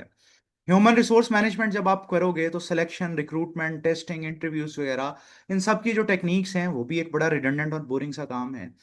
तो ऑडिट और अकाउंटिंग किस तरह होती है, किस तरह नहीं होती, तो जो बच्चे इंटरेस्ट रिटेन नहीं रख सकते किसी भी चीज़ में, तो उनको ये सब्जेक्ट ऑप्ट नहीं करना चाहिए, ठीक है। अब जहां तक बात है कि अगर आपकी ये, एक तो बच्चों अपना सही नाम लिखा करो ताकि फिर आपको जो एड्रेस करने में थोड़ी सी आसानी हो जाए। अगर आपने बच्चों दो सीएसएस की, दो पीएमएस की अटेम्प्ट्स दे दी हुई हैं और ये आपकी लास्ट अटेम्प्ट है और आपकी सब्जेक्ट के साथ फेमिलियरिटी नहीं है, करने को इंसान कुछ भी कर सकता है लेकिन सब्जेक्ट के साथ फेमिलियरिटी नहीं है, तो मैं उसमें वार्निंग आपको सिर्फ इतनी सी दूंगा कि इस साल मुझे लगता है कि पब्लिक एड का पेपर और ज्यादा क्रिएटिव आएगा, थोड़ा सा कॉन्सेप्चुअल आएगा, तो फिर आप इसको ऑप्ट ना करो। लेकिन अगर आपके पास पब्लिक एड के अलावा कोई और ऑप्शन नहीं है जो आपको समझ आता है, नहीं आता या आता है, तो फिर आप पब्लिक एड की तरफ आ सकते हो और फिर इस पर टाइम इन्वेस्ट करो, पिछले 10 सालों के पास्ट पेपर जो है उसको सॉल्व करके चेक करवाओ डिफरेंट लोगों को, और या खुद से चेक कर लो, खुद से जीपीटी से या किसी और भी सोर्स से चेक कर लो। तो यही बस सिनेरियो है कि अगर आपकी फेमिलियरिटी, आपकी क्रिएटिव राइटिंग और आपके पास एनालिटिकल रीजनिंग नहीं है, तो आप इस सब्जेक्ट को ऑप्ट ना कीजिएगा, क्योंकि हर सब्जेक्ट में इम्प्रोवाइज जरूर करना पड़ता है लेकिन इस सब्जेक्ट में थोड़ा सा ज्यादा इम्प्रोवाइज करना पड़ता है। क्योंकि देखो, अगर मैंने जो आप लोगों को पास्ट पेपर दिखाया है वो मैं दोबारा दिखा देता हूँ। अम अब देखो कि मेरी डिग्री भी है, एमफिल भी है, मेरा मेरा टॉप भी है अपने एमफिल के अंदर, मेरा फार्म भी किया हुआ है, रिसर्च भी मैंने बहुत सारी की हुई है। उसके बावजूद मैं इस तरह नहीं कर सकता कि मैं सिर्फ डिजिटल गवर्नेंस को पढूं और मैं टू द पॉइंट आके लिख दूं। नहीं, मुझे क्या करना पड़ेगा, पहले इसकी स्टेटमेंट्स को देखना पड़ेगा कि अच्छा जी, डिजिटल गवर्नेंस ने क्या किया है, ट्रेडिशनल ब्यूरोक्रेसी को चेंज कर दिया है, फ्रेमवर्क्स को, मॉडल्स को चेंज कर दिया है। अब सबसे पहली बात, कैसे चेंज किया है, इसमें तो चलो मॉडल लग जाएगा कोई ना कोई। डेवलपिंग कंट्रीज के अंदर कैसे चेंज किया है उसका एविडेंस मुझे ढूंढना पड़ेगा। और फिर उसके अंदर उसने सब पार्ट्स पूछे हुए हैं कि डिसीजन मेकिंग के क्या पहले मैकेनिज्म्स थे, अब क्या मैकेनिज्म होंगे, अकाउंटेबिलिटी कैसे थी, कैसे बढ़ी, कैसे नहीं बढ़ी, ट्रांसपेरेंसी कैसे इंप्रूव हुई। तो ये देखो कि इस स्टेटमेंट के साथ जाके मुझे मॉडल्स को बताना पड़ेगा, मॉडल्स को बताने के बाद ये सारा मेरी एनालिटिकल राइटिंग है, जो असल पार्ट है सवाल का वो सारी मेरी एनालिटिकल राइटिंग है। आपने कहीं पे लाइनें पढ़ी होंगी, कहीं पे कोई ना कोई बात पढ़ी होगी, लेकिन पेपर में जब आप लिखोगे, पब्लिक एड के पेपर में, तो आपको सेल्फ राइटिंग, क्रिएटिव राइटिंग या इम्प्रोवाइजेशन ही करनी पड़ेगी, ठीक है। तो आई होप बच्चे आपको आपके सवाल का जवाब मिल गया होगा। अगर फिर भी कोई मसला हो तो आप आ, आ, जो है आप मैडम से कांटेक्ट करके मेरे से दोबारा भी रब्ता कर सकते हो। अब्दुल मुनीम, आई होप कि मैंने आपका नाम सही लिया होगा। बच्चे आपका 5 साल का गैप, आपकी एज 28 साल है, ऑब्वियसली ऑब्वियसली आप एलिजिबल हो। सीएसएस की एज 30 साल होती है। और गैप आपकी वीकनेस नहीं होने चाहिए, गैप आपकी स्ट्रेंथ होनी चाहिए। स्पेलिंग मिस्टेक्स हैं उसको बेहतर करो। अल्टीमेटली कोई भी रास्ता जिस पे आप चलते हो वो आप इसको, कोई भी रास्ता अगर आप चुनते हो तो उसमें थोड़ी सी मुश्किलें ज़रूर होती हैं लेकिन आपकी विल चाहिए होती है। मेरा अपना 7 साल का गैप था after FSc, and here I am. और ओरिएंटेशन पे बच्चों देखो, मैं अपना कोर्स बेचना चाहूँ तो मैं इसकी तारीफ़ें ज़रूर कर सकता हूँ, लेकिन कोर्स बेचने से ज़्यादा मेरे ऊपर मेरा एक अपना मॉरल कोड भी है। और वो मेरा मॉरल कोड ये कहता है कि मैं आपको ग्राउंड रियलिटीज़ बताऊं। अगर आप ये सब्जेक्ट ऑप्ट करोगे, अगर आप ये सब्जेक्ट ऑप्ट करोगे तो आपको मेहनत करनी पड़ेगी, बाकी सब्जेक्ट की निस्बत मेहनत करनी पड़ेगी। अगर आप मेहनत करोगे तो फिर मैं आपको ये गारंटी दे सकता हूँ कि you will score more than 60 और 70। तो ये वो रास्ता है बच्चों। मार्केट में लोग पता नहीं क्या क्या कह के क्या क्या कुछ बेच रहे हैं।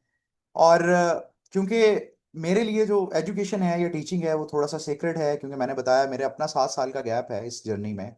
मतलब एफएससी के बाद जब मैंने डिग्री शुरू की तो उस दौरान मेरा 7 साल का गैप है। और उस दौरान मैं सिर्फ ये C S S P M S इसलिए करना चाहता था कि मैं जाके सर्विस में जाके मैं एजुकेशन को प्रमोट करूंगा। तो अगर मैं यहाँ पे आके आपको आपको ये कहना शुरू कर दूं ये सब्जेक्ट तो इतना आसान है, रातों रात हो जाएगा, और मसला ही कोई नहीं। तो फिर जो मैं अपना एक विजन लेके चला था, वो मैं तो उसको डिनाई करूंगा। तो जो मुश्किलें हो सकती हैं इसके अंदर वो मैंने बता दी हैं।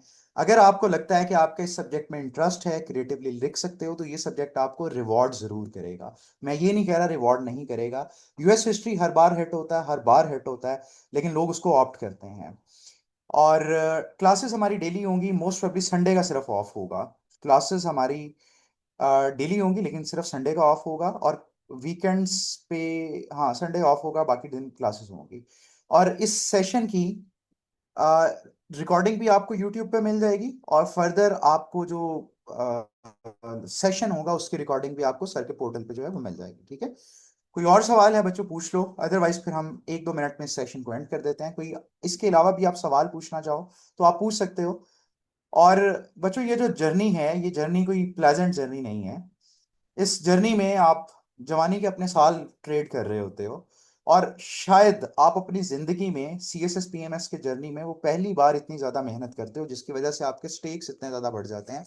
आप इस जर्नी में इतने ज्यादा इमोशनल हो जाते हो। एक और चीज बच्चों, मैं वैसे बाकी बच्चों के साथ तो शेयर करता हूँ। मॉक, हाँ जी बच्चों, इसके ज़रूर होते हैं, मॉक इस सब्जेक्ट के ज़रूर होते हैं। मैंने बुक्स वगैरह जो हैं यहाँ पे ये मेंशन कर दी हुई हैं। और वर्चुअल यूनिवर्सिटी के नोट्स हैं, और public administration in south Asia, ये दो इंपॉर्टेंट सोर्सेज। और तीसरे नंबर पे international journal of public administration. ये है। ठीक है? और मॉक जो है वो हम मेनली 1 या 2 कंडक्ट करते हैं।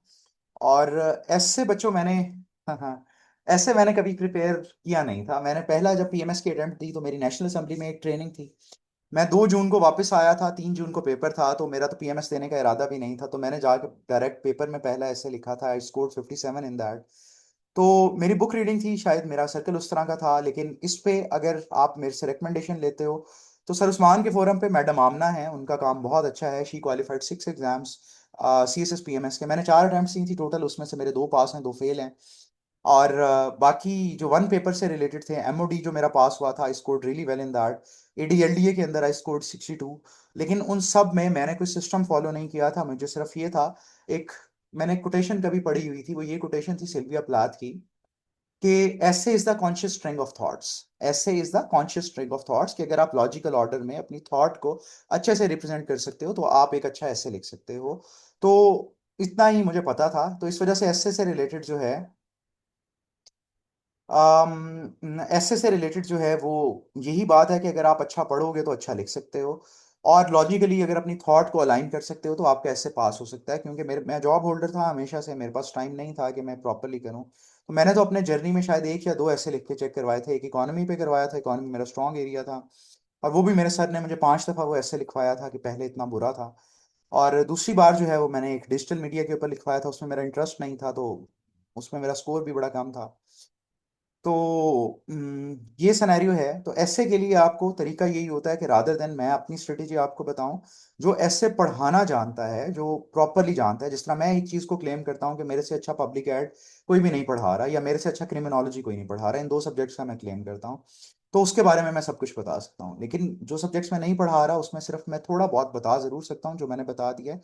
बाकी आपको मैडम आमना से, या फिर मैडम आमना का तरीका बहुत अच्छा है, मैं उसके लिए वाउच कर सकता हूँ। आप उनको उनसे कांटेक्ट कर सकते हैं, उनकी ओरिएंटेशन देख सकते हैं। या दूसरा ये है कि आप अच्छे एसेस पढ़ सकते हैं, अच्छा पढ़ेंगे अच्छा लिखेंगे सिंपली। यूरोपियन हिस्ट्री एक अच्छा सब्जेक्ट है। यूरोपियन हिस्ट्री के जो, जब आप इंटरव्यूज भी देते हैं सीएसएस पीएमएस के, वहां से सवाल वैसे भी पूछ ले जाते हैं।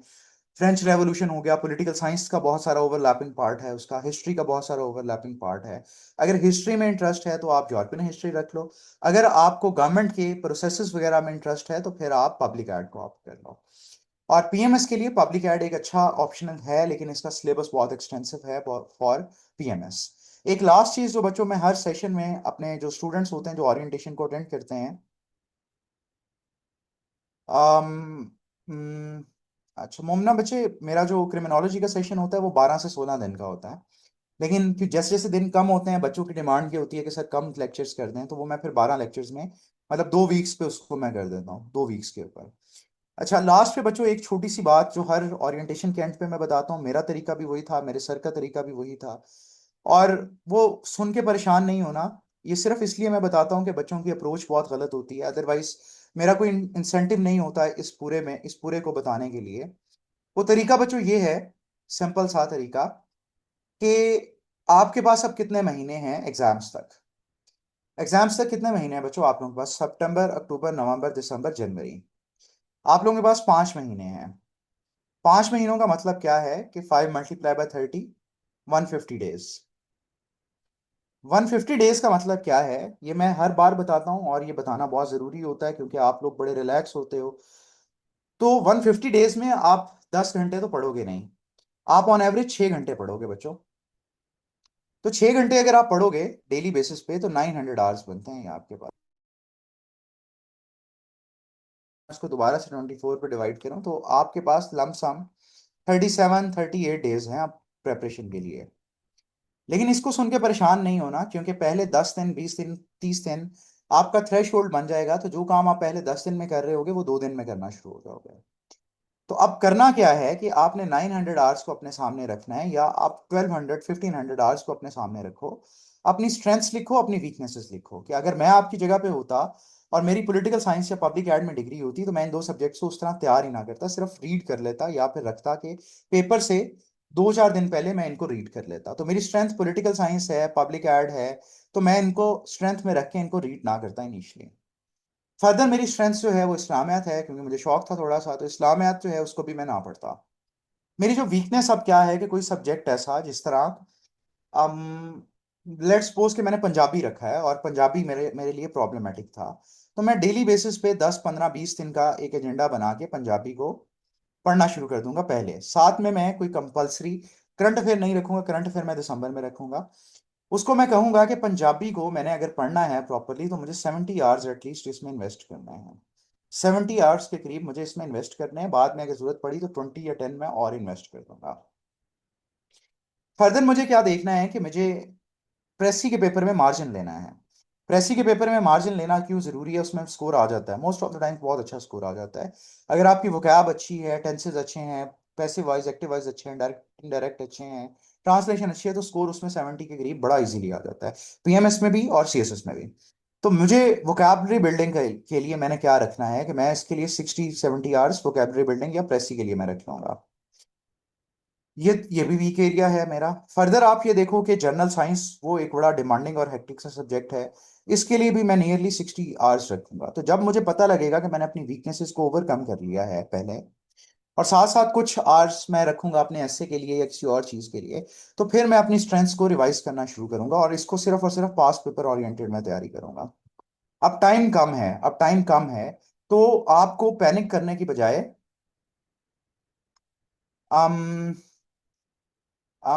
तो ये देखो कि पैनिक करने के बजाय पब्लिक एड के अंदर एक बात कही जाती है, दो बातें कही जाती हैं, चलो मैं दोनों बता देता हूँ। People don't fail, their plan fails. People don't fail, their plan fails. तो आपको अब जितना टाइम आप लोगों के पास अवेलेबल है उसमें अपना प्लान इस तरह का बनाना है कि वो फूल प्रूफ हो। और फूल प्रूफ होने का मतलब क्या है कि आपकी हर चीज की प्रैक्टिस इतनी ज्यादा हो जाए कि आपको पेपर में जब बैठो तो पेपर में अनसीमिंगली आप उसको करके आ जाओ। जब आपने अपनी तैयारी पूरी की होगी तो रिजल्ट का अच्छा है या बुरा है उसकी फिक्र नहीं रहती। दूसरे नंबर पे अब अगली चीज ये है कि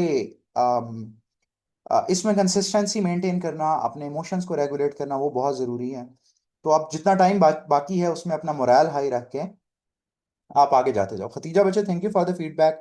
क्रिमिनोलॉजी का आई नो मेरा सेशन अच्छा होता है, बट थोड़ा सा उसमें ये है कि मैं डिटेल में चला जाता हूँ, कुछ बच्चे कहते हैं कि उतनी डिटेल में नहीं जाना चाहिए। और तो gender studies madam Jain Fatima पढ़ाती हैं और उसको मैं क्लेम नहीं करता उस सब्जेक्ट को पढ़ाने के लिए, क्योंकि मैं बहुत ओपिनियनेटेड हूँ उसमें। तो कुछ बच्चों के लिए वो जेंडर स्टडीज जो है वो आ, हो सकता है कि वो उनके लिए बजाय आसानी करने के मुश्किल हो जाए। तो आपको वही काम करना चाहिए जो आप अच्छा कर सकते हो, खास तौर पे जब दूसरों का फ्यूचर उसके साथ अफिलिएटेड हो। तो इस वजह से फिर मैं जेंडर स्टडी नहीं पढ़ाता। और व्हाट इफ, मेहरबान बचे, if what if bucket is full of weakness and you need a lot of practice. तो इसका जवाब बच्चे आपके सामने खुद ही है कि प्रैक्टिस अगर चाहिए तो उसमें टाइम इन्वेस्ट करो। चीज़ों को करने का बड़ा आसान सा तरीका ये होता है कि अगर, जिस तरह हजूर पाक से भी पूछा गया था कि मेरे अंदर सब्र नहीं है, मैं गुस्सा ज्यादा करता हूँ, तो मैं सब्र कैसे करूँ, गुस्से पे काबू कैसे पाऊँ। तो आपका कमी पेशी माफ करे, तो आपका जवाब ये था कि सब्र करने से आता है, गुस्सा बर्दाश्त करने से कम होता है, तो प्रैक्टिस करने से होगी। तो प्रैक्टिस करने का मतलब क्या है कि सुबह उठो, एक क्वेश्चन लिखो, शाम को एक क्वेश्चन लिखो, तो डेली के एटलीस्ट दो क्वेश्चंस तो लिखो ना। अगर क्वेश्चंस नहीं लिखने हैं, आउटलाइंस बनाओ, इंट्रोडक्शन कंक्लूजन्स लिखो, तो उनको चेक करवाओ या अच्छा पढ़ के उसको रेप्लिकेट करने की कोशिश करो। तो ये तो तभी होगा। और एक और चीज बच्चों, सब बच्चों के लिए ये बात है कि अगर आपको लगता है कि आपकी बकेट फुल ऑफ वीकनेसेस है, तो ये झूठ है। ये झूठ क्यों है, उसका मैं आपको एविडेंस दे देता हूं कि सीएसएस आपके जिस तरह पहले डिग्री के एग्जाम्स थे उसी तरह के एग्जाम है, जिस तरह आपके मैट्रिक एफएससी के एग्जाम्स थे उसी तरह एग्जाम्स है, बस उसका थ्रेश होल्ड और स्कोप थोड़ा सा ज्यादा है। और आप लोगों ने आज पढ़ना शुरू नहीं किया। आ, आप लोगों ने आज पढ़ना शुरू नहीं किया, आप लोगों ने नर्सरी प्रेप से पढ़ना शुरू किया हुआ है, और वही चीजें, वही ग्रामर, वही सारा कुछ आप आज फॉलो करोगे।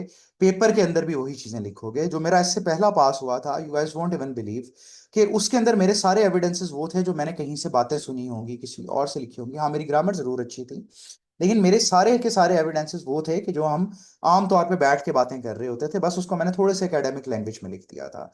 तो ये उस चीज का बच्चों एविडेंस है कि अगर आपने बचपन से अब तक कोई थॉटफुली चीज समझी है, सोची है, लिखी है, तो आप उसको यूज करोगे। तो आप वीकनेसेस नहीं है आपके अंदर सिर्फ और सिर्फ लैक ऑफ कॉन्फिडेंस है। और कॉन्फिडेंस कब आता है, जब आप प्रेपरेशन कर लेते हो, छोटे छोटे माइलस्टोन्स अचीव करते हो डेली बेसिस पे। तो डेली बेसिस पे अपने टारगेट्स बनाओ, लिखो, उनको करो। और एट द एंड देखो, एक ही चीज याद रखना कि ये एक पेपर है, और सारे लोग अगर सीएसपी बन जाएंगे तो बाकी लोग क्या करेंगे, तो मुल्क कौन चलाएगा। तो और रब जो है, मेरी कभी एलोकेशन नहीं हो सकी। I qualified so many exams, so many exams, मेरी एलोकेशन नहीं हो सकी। मैंने प्राइवेट कैपेसिटी में as a consultant different government की बॉडीज के साथ काम जरूर किया है। पीएमएस मैं बेयरली, बड़े कम मार्क्स से, 3-4 मार्क्स से मेरा एलोकेशन रह गई। और फिर एडीआईबी में आईसाइट की वजह से रह गया, एडीएसएफ में आईसाइट की वजह से रह गया, एडीपीएसपीए में इसी तरह हुआ। फिर एमओडी में मेरी वो मैंने क्वालिफाई किया था, बट उसमें मेरे पास चॉइस थी कि मैं ज्वाइन करूं या ना करूं, तो मेरे कुछ अपनी रीजंस थी उसमें, तो मैं वो नहीं किया। लेकिन कुछ बॉडीज हैं गवर्नमेंट की, टेफ्टा के साथ मैंने बहुत सारा काम किया हुआ है। और किसी हद तक मैंने जो आपके इंफॉर्मेशन और रेगुलेटरी डिपार्टमेंट्स हैं उनके साथ बहुत सारा काम किया हुआ है, अर्बन यूनिट्स के साथ मैंने काम किया हुआ है। तो एट द एंड ये मैटर नहीं करता कि कहाँ पे होंगे या कहाँ पे नहीं होंगे, बस ये तवक्कल होना चाहिए कि जहाँ पे भी होंगे, रब ने वो हमारे लिए बेहतरीन रास्ता चूज किया होगा। सीएसएस हो जाए बहुत बेहतर है, ख्वाब है। हम भी यही सोचते थे कि जब पहली बार नहीं हुआ, दूसरी बार एलोकेशन नहीं हुई, मल्टीपल टाइम्स एलोकेशन नहीं हुई, तो सोचते थे जिंदगी का क्या बनेगा, लेकिन जिंदगी कभी रुकती नहीं है। तो इन खौफ, ये जितने भी आपके खौफ हैं, उनको आप छोड़ के सिर्फ और सिर्फ अभी तैयारी करो। ठीक है, तो आई होप कि थोड़ी सी तसल्ली हुई होगी मेहरबान बच्चे आपको। और टाइम मैनेजमेंट बच्चों, अगेन वही बात है कि आप अपने आप को टाइम एलोकेट करो। पहले मेरे पास भी बहुत सारे पेपर्स अपने अटेम्प्टेड हैं जो मैं बच्चों को दिखा देता हूँ कि उसके ऊपर लिखा हुआ है 57 मिनट्स में क्वेश्चन हुआ है। 57 मिनट्स में एक क्वेश्चन हुआ था। लेकिन पेपर में जब हम बैठते हैं तो वहां पे प्रेशर होता है, तब तक आपकी राइटिंग स्पीड बन जाती है, कंपटीशन होता है, तो 57 मिनट्स वाला काम आप 27-28 मिनट्स में भी कर रहे होते हो। तो अभी इस चीज से परेशान नहीं हो आप, अभी सिर्फ अपने मसल्स को ट्रेन करो। पेपर में अगर आपने अपने मसल्स को ट्रेन किया हुआ है, आप थकावट को बियर कर सकते हो, तो वो टाइम मैनेजमेंट हो जाती है, उसका मसला नहीं होता। और अंडर प्रेशर जो है, मोस्ट ऑफ द टाइम्स आप स्पीड में ही लिख रहे होते हो। और खतीजा बच्चे, रिकॉर्डेड लेक्चर्स लेना मुश्किल काम है। रिकॉर्डेड लेक्चर्स लेना मुश्किल काम है, उसका आसान हल ये होता है 5 के स्पीड पे करके एक दफा पहले सुन लो, फिर नोट्स उठाओ, जो बातें आपने सुनी हुई हैं उन नोट्स में या तो उन चीजों को हाईलाइट कर लो या शॉर्ट शॉर्ट नोट्स कर लो। तो यही तरीका हो सकता है कि रादर देन कि आप 2 घंटे का लेक्चर 6-7 घंटे में करो। और वो 6-7 घंटे में खतीजा बच्चे इसलिए हो रहा होता है कि आप लेक्चर को पॉज करके नोट्स बना रहे हो, लेक्चर को पॉज करके नोट्स बना रहे हो। तो रादर देन दैट आप स्क्रीनशॉट ले लो, या फिर सिर्फ उसको अच्छे से सुनो पहले। सुनने के बाद नोट्स ओपन करो जो सामने हैं आपके, उसमें से सिर्फ पॉइंटर्स बना लो, इंपॉर्टेंट इंपॉर्टेंट बातें जो है वो याद रख लो। ठीक है, तो यही तरीका उसके अलावा हो सकता है, और रिकॉर्डेड लेक्चर्स का कोई तरीका नहीं हो सकता। और मैं झूठ नहीं बोलूंगा कि जब मैंने प्रिपरेशन की थी तो मैं सर उस्मान के करंट अफेयर के लेक्चर्स लिए थे, और तब मेरे साथ भी यही मसला आता था कि रिकॉर्डेड लेक्चर्स बहुत लंबे चौड़े होते थे। तो मैंने उसको ये किया था, मैंने सेलेक्टिवली जो कुछ लेक्चर्स लिए उनको मैंने पूरा सुन लिया, बाकी के मैंने नोट्स उठाए। नोट्स मैं वही 30-40 मिनट में रीड करके उसमें से जो इन्फॉर्मेशन मुझे रिक्वायर्ड थी उसको मैं साइड पे कर लेता था। तो ये मसला सबके साथ होता है, सिर्फ आपके साथ नहीं होता। और इस चीज से परेशान होने की बजाय सिर्फ और सिर्फ ये करो कि स्किम रीड और स्कैन रीड। मैं लिख देता हूँ। स्किम रीड, स्किम रीड देखो कैसे करते हैं, और स्कैन रीड कैसे करते हैं। इन दोनों को जो है आप अप्रोचेस को देखो और उसके अकॉर्डिंगली रीड कर लो। जिशान बच्चे, पब्लिक एड के पेपर में थेरी का बताना जरूरी होता है। विदाउट थेरीज आप लिखोगे 10 नंबर, 9-10 नंबर जरूर आ जाते हैं, लेकिन थेरी ऐड करोगे तो वही 13-14 नंबर आपके आना शुरू हो जाएंगे। अभी तो 28 के पेपर्स के लिए कैसे गाइडलाइंस दे दें, और 28 के पेपर तक हो सकता है ट्रेंड कुछ और चेंज हो जाए। लेकिन तरीका वही है कि किताबें उठाओ, पढ़ो और लिखो। अच्छा लिखना जानते हो अगर, तो सिंपली क्या होगा कि आप अच्छा स्कोर उसमें कर सकोगे। बाकी 28 अभी बहुत दूर है। 28 अभी बहुत दूर है। 15 दिन तो नहीं, 20 दिनों में आप इसको कवर कर सकते हो। करने को अगर आपका इसमें बैकग्राउंड है ईमान बच्चे, तो आप इसको 10 दिन में भी कर सकते हो, लेकिन अगर थॉरोली स्कोर अच्छा रख के करना है तो इसको आप 15 से 20 दिन दो। 15 की बजाय 20 दिन दो, ठीक है। और हर सब्जेक्ट में देखो बच्चों, आपको 60 मार्क्स चाहिए। अगर आप हर सब्जेक्ट में 60 मार्क्स लेते हो तो आपका 720 स्कोर बनता है, ठीक है। अब ऐसे में क्योंकि 40 होते हैं, तो आप पब्लिक एड में, पॉलिटिकल साइंस में, या कोई भी जो आपका अपना सब्जेक्ट है उसके अंदर कोशिश करते हो 70 या 80 मार्क्स में ले लो। तो वो मार्क्स जब आप लोगे तो ये वाला थ्रेशोल्ड फिर मेंटेन रहता है। और स्कोर लेना मुश्किल नहीं होता। I score 704 in the last attempt. और उसमें सिंपली यही है कि यही अप्रोच हमने रखी थी कि हम हर सब्जेक्ट में 60 लेंगे, जो हमारे अपने सब्जेक्ट्स हैं उसमें 80 लेंगे, ऐसे प्रेसे में 40-40 लेंगे। तो इस तरह अगर आप थॉरली सोच के चलो तो फिर प्लानिंग जो है वो आपको अल्टीमेटली हेल्प जरूर करती है। तो विद दैट सी बच्चों, आई होप कि मैंने आप सब लोगों के सवालात के जवाब दे दिए होंगे। अगर अभी भी किसी बच्चे का कोई सवाल बाकी है तो आप लोग कर लो, अदरवाइज मैं इस क्लास को एंड कर देता हूँ। और आई होप कि आप लोगों को कुछ नई चीज़ें या कुछ चीज़ों में आसानी ज़रूर हुई होगी आप लोगों को आज।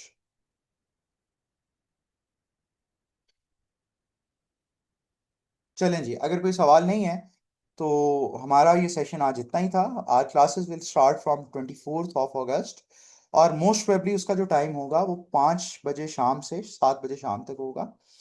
और इसके अलावा ये है कि अगर टाइम में कुछ चेंजेस हुई तो मैं आप लोगों का जो ग्रुप बनेगा उसके अंदर मैं बिफोर हैंड 1 दिन पहले या 2 दिन पहले आप लोगों को इन्फॉर्म कर दूंगा। और पॉलिटिकल साइंस बच्चों ओवरलैपिंग ज़रूर है इसके साथ, क्योंकि पॉलिसीज भी, बहुत सारी पॉलिसीज भी, बजटिंग भी, ये सारे ओवरलैप कर रहे होते हैं। मैंने आपने कोई बुक्स भी रिकमेंड की हैं, आप सेशन के साथ एडिशनल नोट्स बनाने की ज़रूरत होगी। नहीं बच्चे, मेरे जो नोट्स होते हैं वो कॉम्प्रिहेंसिव होते हैं। उसके साथ मैं बच्चों को ये नहीं कहता कि आप एडिशनली पढ़ो। हाँ, कुछ आर्टिकल न्यूज़पेपर के ज़रूर होते हैं जिनको मैं रिकमेंड करता हूँ कि जैसे जैसे न्यूज़पेपर में आर्टिकल्स आ रहे होते हैं आप उसको पढ़ लो। तो पब्लिक एड के लिए बच्चों ये चार चार नहीं, ये दो सोर्सेज मैंने मेनली, MGT 111 वर्चुअल यूनिवर्सिटी के पब्लिक एड इन साउथ एशिया, और तीसरे नंबर पे ये जो जर्नल ऑफ पब्लिक एडमिनिस्ट्रेशन है, इसको ज़रूर आप देखो अगर पब्लिक एड को खुद से प्रिपेयर करना है, ठीक है। तो ये रिकॉर्डिंग बच्चों आप लोगों को यूट्यूब के ऊपर मिल जाएगी। विद दैट जी, thank you so much for your time, and I wish you very best of luck. Allah पाक आप लोगों का ये रास्ता जो है आसान करे, और hope to see you somewhere and some institute some day. बहुत सारी दुआएं, खुश रहें, ख्याल रखें।